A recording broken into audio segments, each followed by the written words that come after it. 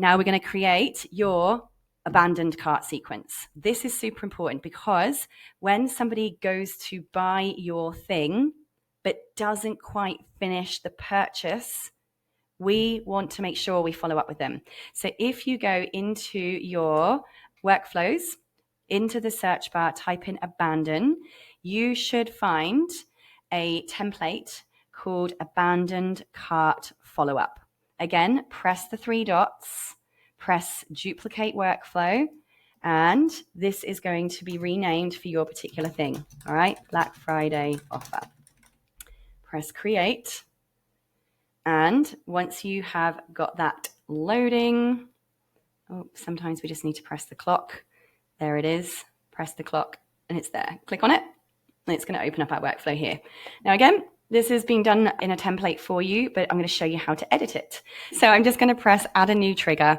And the trigger is actually order form, because when we have a checkout, and in fact, let me show you this for real, because I want to actually show you what on earth we're talking about here. Let me take you to Sarah Cordner events. I'm just going to show you one to show you what I mean, because this is important for you to understand how a checkout actually fires.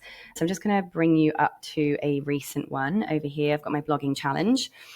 What you will see when somebody goes to buy something from you, here's the sales page. Ta-da. Somebody presses buy and my internet's so slow right now, should take them to the checkout. Takes them to the checkout page, right? Here's your checkout page. Now, remember when we made your checkout, the first page was just the business name, first name, and email address. And then it takes them to the payment page. So I filled in my name, filled in my email address. Okay, it takes me to the next step. All right. And then I'm like, oh no, the cat's on fire. Or, I don't know, there's not enough money in my bank account. But for some reason, I disappear. Oh no, we've lost a sale. Now this happens, by the way, at such an enormous rate.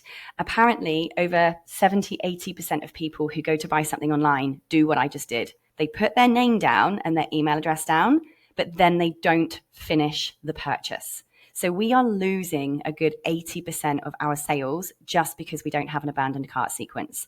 Our abandoned cart sequence purpose is to literally collect that email address in that first step of the checkout so that we can now follow up with them. So our trigger is going to be called order form submission, because the first part of the checkout is actually considered a form rather than a checkout, believe it or not. So in here, we've got order form submission. We now need to tell the system, well, what form was it? So let's press filters. We're going to say to the system, well, it was the form inside our funnel that's called the Black Friday special offer. And remember, it's your one you created. Okay. And then we're going to say, and the page is the checkout page. Okay. The checkout page. Make sure you find that. And do we have any more steps? And the submission type, okay, the submission type is opted in. Okay, opted in. I'm just going to see if there's any other filters we need on here. I don't think we do. Nope. Okay, cool. So I'm just going to get rid of that one. So these are the 3 steps you must have in this abandoned cart trigger. The trigger is order form submission. In the funnel for your offer, the page is your checkout, and the submission type is that they've opted in because they filled in their name and email address. They've opted in. Save trigger. All right.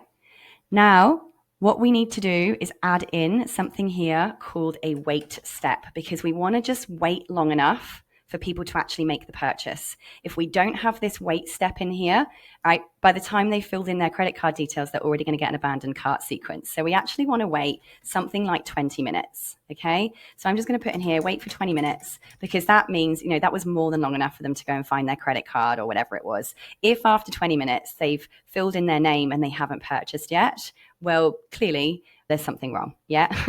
So what we're going to do now is tell the system to first check whether or not they have actually bought the thing or not. Because remember, they've opted in. We've only waited 20 minutes. We haven't yet checked whether or not they've purchased the thing.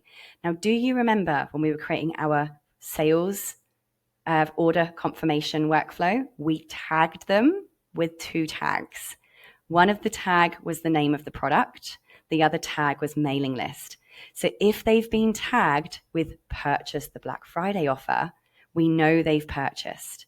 So here's where we're going to get really fancy. Are you ready?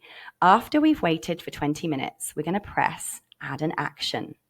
And the action is going to be called if else. So just type in if and you're going to find this if else branch. Ooh, what are we doing now? We're now going to create a little branch, a little pathway that says if they have purchased it, let's not do anything. If they have purchased it, because that tag exists, has purchased the Black Friday offer, well, then we are not going to do anything. Sorry, if they haven't purchased anything, we're going to follow up with them. If they have purchased, we're not. All right, let me just follow the steps. Just follow the screen, okay? So the first branch that we have, it's not going to be called branch. We're going to say they have purchased, okay? And we know that they've purchased because in our order confirmation workflow, we tagged them with the tag has purchased my offer. So what we're going to do here is try and find tags, which I think is in contact details. Let's scroll down until we find tags. There it is, tags. And then we're going to find the tag. So the tag includes, and then we need to go and find that tag that we created. So obviously I told you to write something like has purchased the Black Friday offer. So I didn't do one in that demonstration, but you can see here I've got loads of others. So purchase this, has purchased that, has purchased. So go and find the tag that you put in that workflow, has purchased XYZ. Because that means they have purchased it, the tag exists, brilliant. We're now going to add the second branch, okay? So let's add, the other branch is going to be none, okay? Change the word none to has not purchased.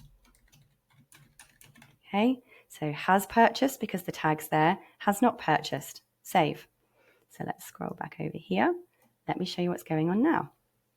They have purchased, so we're going to move, I'm going to press move action to here and move action to here because we're only going to follow up with them if they didn't buy.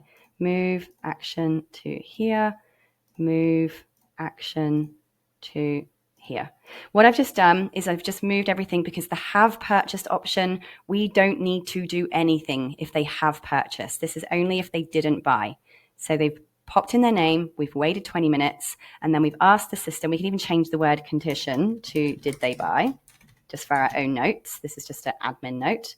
Did they buy? Yes. Cool. Leave it. End of workflow. No, they didn't. Oh no. So now we're going to add a tag saying that they have abandoned the cart for Black Friday offer. Boo. Oh, help if I press save. Abandoned cart for Black Friday offer. Add a new tag. Okay, and save. So we just got a tag that they abandoned the cart. Now there's a couple of things we can do here. Maybe you just want to send them an email. If so, delete all these other steps, okay? If you don't have phone numbers connected, delete this because you need a phone number to send them an SMS, all right? So just press delete this action if you don't have a phone number connected. If you do have a phone number connected, this is where you can actually pop in a, oh no, text message, right? And if you've got their phone number, it obviously will only send if you've already got their phone number in the system. But I'd recommend just having an email here. So this is where, again, you can pop in an email just saying, oh no, I saw that you were going to purchase my XYZ Black Friday offer. So sorry you missed it. Here's the link, right? Make sure you put the link back to your sales page so it's easy for them to click and go back to finish their purchase, okay? Super duper important. And the other thing I've got in here, if you want it, is you can actually upload an audio file. So again, if you have their phone number, this will only work. If you've got their phone number, you can actually upload a voice message. So mine will say something like, oh no, I saw that you're going to buy my Black Friday offer. Just a reminder, this is only open until 31st of December, whatever it might be. Hurry up before it runs out. If you've got any questions, text me back and let me know, right? Again, if you don't have a phone number, just press delete action. I've just popped the template in there in case you want it. But that's it. You could now just, if you want to, wait for a period of time and send them another reminder. But essentially, I would probably usually just send one reminder, okay? But that's it.